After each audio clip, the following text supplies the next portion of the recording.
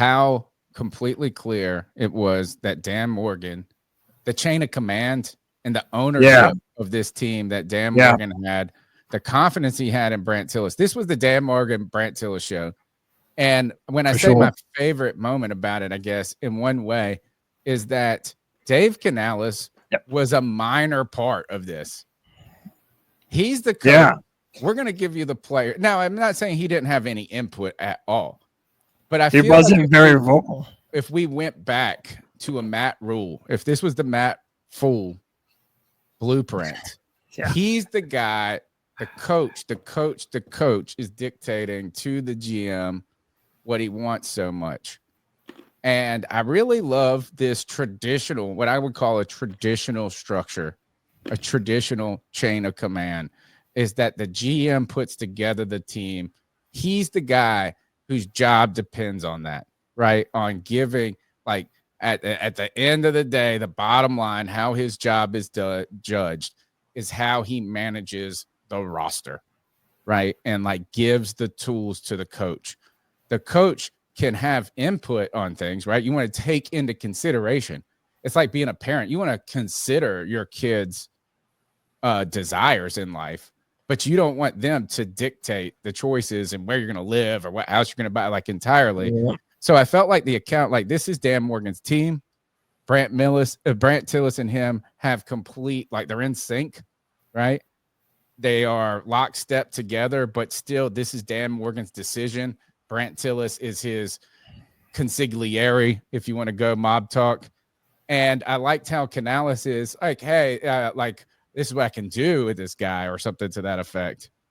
Right. But he wasn't in there leading. Yeah. Being the puppet master. Right. Very different from Matt Rule.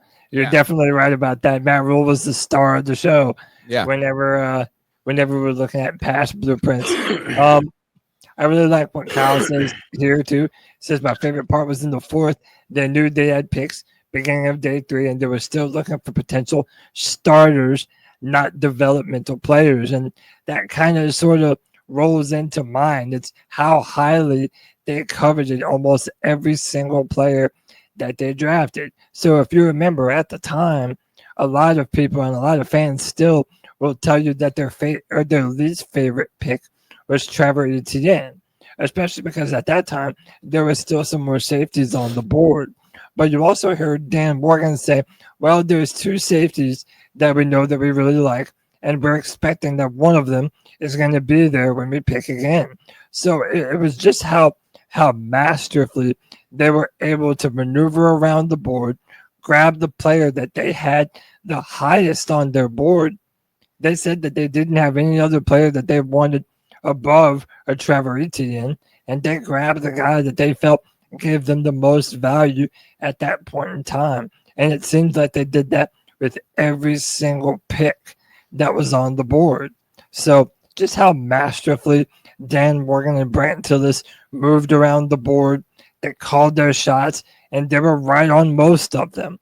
And I feel like that's a lot of due diligence that people don't see, all the time and the effort that all those men put in with the area scouts and, people that have been and seen these players in person for a long time, not just during the draft process, but, going to college games during the season and watching these guys and scouting them for a long time.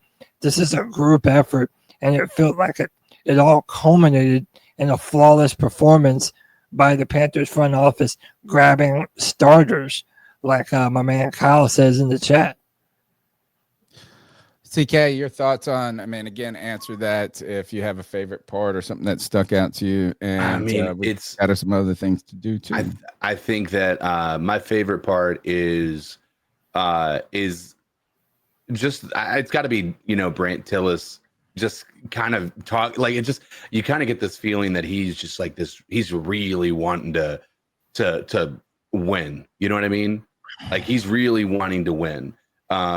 And what I mean by that is like he wants to do the trades because he wants to be able to actually come out on top. I think that's what motivates him in those situations is he wants movement because he wants to be able to come away feeling like he got one over on another team. At least that's what I kind of got the feeling from him when he was so excited about that idea, you know? Yeah. You're listening to the C3 Panthers podcast, brought to you by CarolinaChronicles.com. Every Tuesday night, we're chopping up the latest Panthers news and opinions from the fan perspective. I'd like to thank Underdog Fantasy for sponsoring tonight's show. Underdog is the place to go if you want to play daily fantasy sports. And right now, the MLB, Major League Baseball, is the hot ticket. Go yard on all baseball season. Go yard all baseball season long on Underdog's Pick'em game. Underdog is a leading place for you to make your sports pick, and you can now play in your state, especially if you're in North Carolina. Millions of fans have already won billions of dollars picking